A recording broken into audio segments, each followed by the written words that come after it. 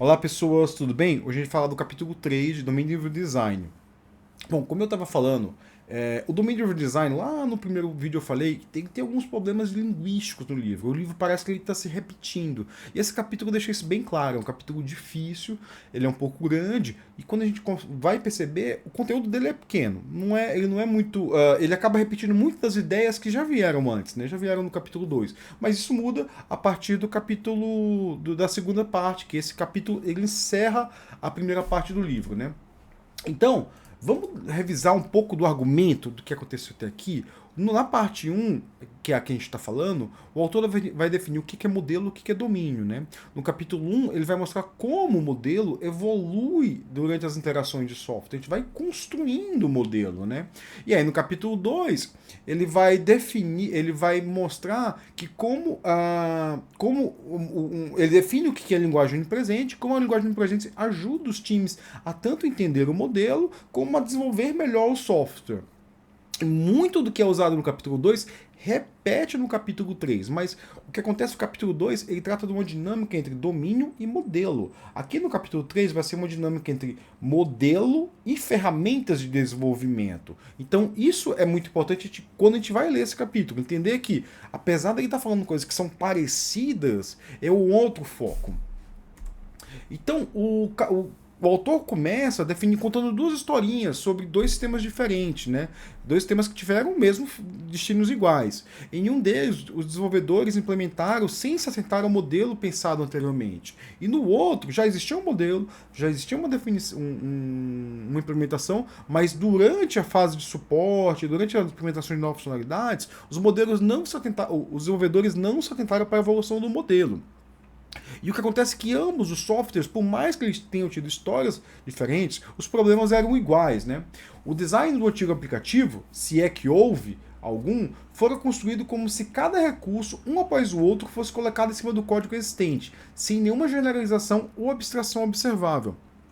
Observa aqui que ele está falando do código especificamente. Ele está começando a falar do código. No capítulo 2, ele falava também do código, mas ele está falando de como o modelo influencia, como o domínio influencia o modelo que influencia o código. Então o foco mais era a relação modelo-domínio. Aqui é a relação modelo-código, né? Então assim, tá vindo requisitos novos, a gente tem que atualizar o código, a gente tem que atualizar o modelo, a gente tem que repensar algumas coisas do modelo. Senão, a gente vai incorrer em problemas. O código vai evoluindo, a base de código vai evoluindo, a gente vai adicionando complexidade e vai ficando cada vez mais difícil manter um código que não passa por um refactoring. Uma análise deve captar conceitos fundamentais do domínio de forma abrangente e expressiva. O design deve especificar um conjunto de componentes que possa ser construído com as ferramentas de programação em uso no projeto, que possam funcionar com eficiência no ambiente-alvo e que possam resolver corretamente os problemas impostos em relação ao aplicativo. O que ele está dizendo aqui? Está dizendo que quando chegam funcionalidades novas, deve ser feita uma análise. E deve ser o quê? Deve ser atualizado o modelo. Não só atualizado o modelo, a gente deve olhar também para as ferramentas que tem e elas devem funcionar em harmonia tanto com o modelo como com o domínio, né?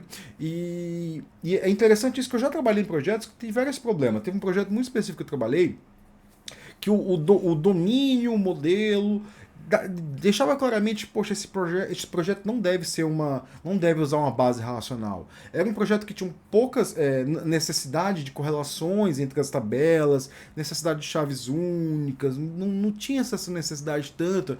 Era um projeto de análise de itens, né? E os analistas tinham que adicionar campos novos, os campos não eram tão parecidos.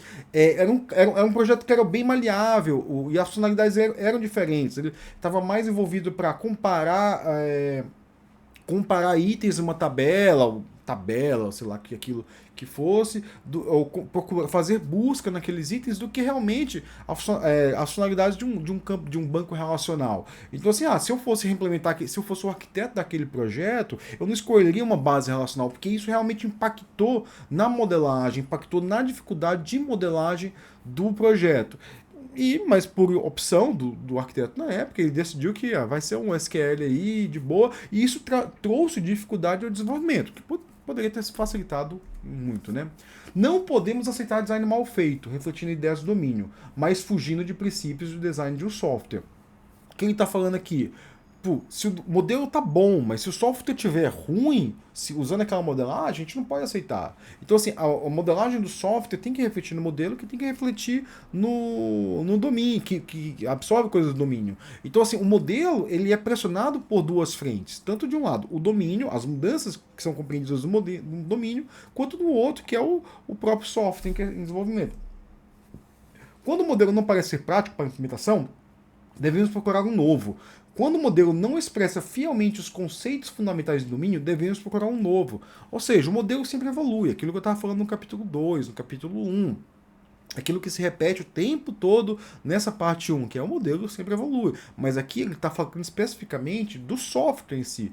Quando eu não consigo botar aquilo no software, ou quando os componentes que eu escolho não são bons para ele. Ou eu mudo os componentes, ou eu mudo o meu do modelo, né? Os dois eu posso mudar componentes, eu posso mudar o meu modelo, né? E os paradigmas de modelagem e assistência às ferramentas, né? Aqui ele vai fazer uma sessão que aí ele acaba essa parte do livro que é falado como os paradigmas influenciam o modelo, né? O modelo e os paradigmas influenciam o design, né? O design do software. E o design do software, o paradigma influencia o modelo. Existe essa relação de dúbia entre um e outro. E o paradigma intercala esses dois elementos, né? Por exemplo, a programação orientada a objeto, que muita gente fala mal, é bastante forte, porque é baseado em um paradigma de modelagem e gera implementações de ideias de modelo. Esse livro foi escrito no começo dos anos 2000. Programação orientada a objetos era muito mais forte do que era hoje. E ainda hoje ela é muito forte, ela é muito usada. Tanto que as principais linguagens que a gente tem aí no mercado são de programações orientadas a objetos. Eles suportam, né? Tipo, por mais que às vezes não são, elas suportam muitas vezes, né? Então, o programação orientada a objeto, você consegue modelar algumas coisas como objeto, você consegue aplicar algumas ideias do design ali como objeto. É muito interessante que uma vez eu fui apresentar um pattern para num congresso de algumas pessoas de programação funcional lá. E o cara falou assim, ó, isso aí eu não consigo entender, né? Que eram, assim, coisas básicas de programação orientada a objeto, o pessoal de programação funcional não conseguia entender. A gente vai ver um pouquinho o porquê disso. É porque as ferramentas usadas com uma outro paradigma, eles acabam influenciando, acabam mudando bastante a cultura do desenvolvimento e vai mudar os modelos também, né? Java e muitas outras ferramentas permitem a criação de objetos e as relações diretamente análogas a modelos conceituais de objeto. Então, quando a gente vai modelar uma coisa no Java, a gente vai usar objetos.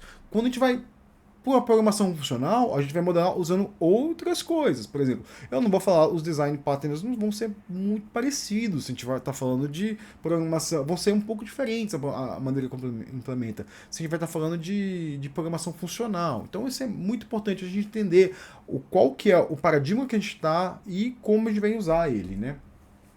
Cada linguagem tem um objetivo. Assim, isso é um erro muito comum que eu falo sempre, né? Cada linguagem tem um objetivo. As linguagens não competem entre si. Eu acho que até um pouco de maturidade. O dev achar que, poxa, o JavaScript vai matar o Java vai matar o C Sharp. Cada linguagem tem seu objetivo. O C tá aí até hoje, o COBOL tá resolvendo o problema até hoje. Provavelmente você usa COBOL no seu banco, lá e você nem sabe. É um erro dos desenvolvedores achar que essa linguagem vai morrer. As linguagens não vão morrer. As linguagens estão evoluindo. E quando tiver comunidade evoluindo a linguagem vai estar evoluindo. Cada linguagem tem um objetivo. Isso é o que eu falo sempre, assim. As pessoas, elas tentam aprender tecnologias novas como se aquela tecnologia fosse a solução de todos os problemas. Mas tecnologias têm um objetivo. Se eu for criar uma tecnologia nova, ela vai ter um objetivo. Eu vou estar falando de alguma coisa que eu estou olhando, alguma coisa que não resolve o meu problema, e eu estou criando uma nova para resolver o meu problema. Então, assim, tem que ter muito cuidado quando a gente fala assim, tal coisa vai morrer. É muito importante não falar isso, né? No fundo, a gente vai passar besteira, vai passar vergonha no futuro, né? O design dirigido por modelos tem uma aplicabilidade limitada usando tais recursos como C, porque não existe nenhum paradigma de modelagem que corresponda a uma linguagem puramente procedural. Observa que ele está falando do C. Porque realmente é muito difícil modelar orientação a objetos em C. É muito difícil modelar programação funcional em C. Por quê? Porque a linguagem não foi feita para isso. Mas, por outro lado, o programador C, embora o programador possa estar pensando nos conceitos de domínio, o programa em si é uma série de manipulações técnicas de dados. O programador C, ele não está pensando em modelagens muito complexas, às vezes. Ele está modelando em coisas que são mais procedural mesmo. Onde C é usado hoje em dia? C é usado para drivers. Drivers, então assim, seu computador usa C para implementar algumas coisas bem básicas lá. E é muito útil, porque ele tem uma série de funcionalidades ali que outras linguagens não têm. Tipo, em C, se você já mexeu C, você consegue setar posição de memória. Isso é muito útil para programação em embarcados, né? Vai usar um Arduino aí, você vai ver que tem C lá, é C que roda ali. Então, assim, cada linguagem tem seu objetivo, e o C dificulta um pouco isso, mas o Java, por exemplo, facilita outras coisas. Então, cada linguagem tem seu objetivo, né? Funções matemáticas são o principal conceito, componente fundamental. Funções matemáticas são o principal componente conceitual de um modelo como esse e podem ser perfeitamente expressas em Fortran. Ele está falando de um projeto. Ele trabalhou. E ele falou que usou Fortran. Fortran é uma linguagem que a maioria de vocês não usou. Eu nunca usei. Eu nunca vi uma linha de Fortran. Talvez eu tenha visto uma linha de Fortran. Mas eu sei que Fortran era uma linguagem não tão acadêmica, né? Pelo que eu sei, era mais militar para ser usado para implementar coisas militares. E ela é muito boa para implementar funções matemáticas. Então, assim, hoje em dia se usaria muito mais linguagens funcionais. Linguagens funcionais são muito boas para essas coisas que expressam funções, expressam modelos matemáticos. Então, assim, por isso que as pessoas preferem usar Lisp para implementar coisas que expressam modelo matemático. Tem bancos que preferem usar Clojure, que é um fork do Lisp ali, baseado em Java. Então, assim, a gente tem que escolher as ferramentas de acordo com o modelo. O modelo vai dizer pra gente, não, isso aqui eu não vou implementar em Java porque não vai ficar tão bom, né? Então, a gente começa a mudar. E linguagem paradigma. A gente tem que conhecer os paradigmas da linguagem que a gente está implementando. A gente tem que conhecer os paradigmas, é muito importante isso. Por exemplo, eu trabalho com Data Stream Processing. Data Stream Processing, eu uso orientação a objeto? Nem tanto. Por quê? Porque eu só estou processando dados, assim, aqueles dados muitas vezes eu não uso. Só que eu trabalho com framework, então dentro do framework eu vou usar orientação a objetos. Dentro da implementação do framework eu uso orientação a objetos. Mas o Data Stream Processing é mais funcional a ideia, porque eu estou trabalhando em transformação de dados. Se eu quiser modelar o que um stream faz, eu vou usar alguma coisa mais funcional. Reativo, o que é reativo? O que é programação reativa? Você sabe o que é isso? Você sabe o que é orientação a objetos? Você sabe o que é programação lógica? Existem essa série de paradigmas, né? Se quiserem que eu fale com deles, é só pedir aí nos comentários, que eles nos ajudam a programar. E eles vão definir muito do nosso modelo e do nosso código. Por exemplo, eu preciso fazer um programa aqui que ele vai transformar dados. Transformar dados, então por que a gente começa a falar de programação funcional? Muitas das linguagens, nos últimos 10 anos, adotaram o paradigma funcional para si, estão injetando dentro de si funcionalidades que trazem o paradigma funcional. Muitos dos frameworks estão se tornando cada vez mais reativos, isso é normal. Os frameworks e as ferramentas elas vão evoluindo com o tempo, o que não acontecia muito lá em 2000, quando esse livro foi escrito, né? Manufaturar é uma metáfora popular para o desenvolvimento de software. Uma inferência dessa metáfora: engenheiros altamente capacitados criam designs, trabalhadores menos capacitados montam produtos, né?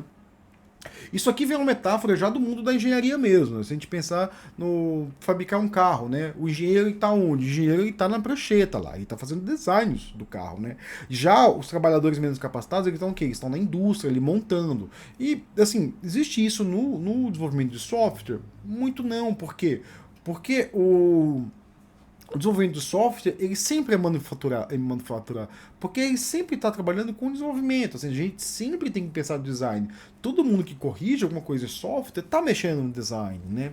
Então, assim, muito se usou, depois que isso foi lançado, o termo que é o software craftsmanship, que é o manufaturador, um cara que manufatura software, né? Teve até manifesto disso. Então, assim, isso é bom? Mas a gente tem que ter cuidado, né? E aí, acaba a sessão, né? A gente tem cuidado porque, assim, o que eu vou trazer aqui é uma autoavaliação, né? Como está a nossa relação com o modelo de software, como estamos escolhendo as ferramentas e como nosso código reflete o modelo. A gente está pensando no modelo, a gente está atualizando o modelo, a gente está escolhendo ferramentas de acordo com o modelo. É muito importante a gente fazer isso. Obrigado e até a próxima.